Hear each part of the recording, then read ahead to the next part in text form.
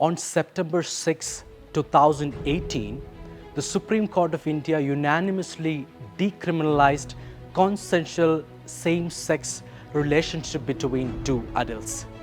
Same-sex marriage would have been unthinkable 20 to 30 years ago. Now it's almost universally accepted. A new survey finds that 1 in 6 adults between the age of 18 to 23 now identifies as LGBTQ. My youngest son is about 11 years old, and 2 years ago, a good friend of his had moved from India to Canada, and we occasionally allow them to have WhatsApp video calls.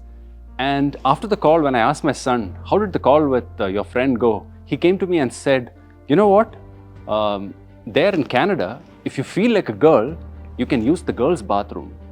And at that time, my son was just 9 years old. And I was thinking that this is the world that our children are growing up in. You know, the world has changed a lot.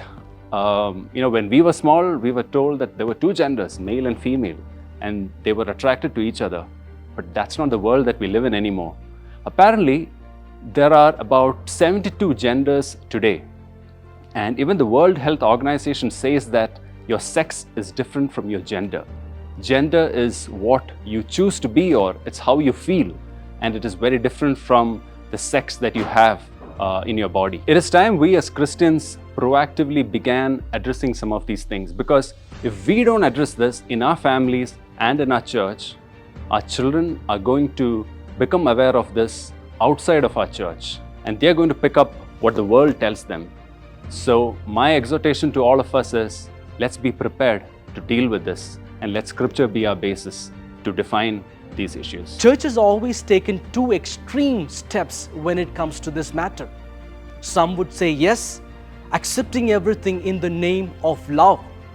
And others would say yuck or disgusting, or completely avoiding this issue and not rightly responding to this issue. As we consider this issue, let us be like Jesus.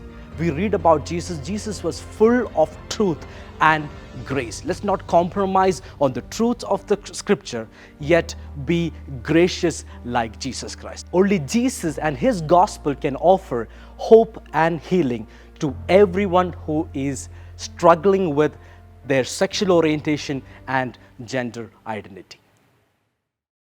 Are people born gay?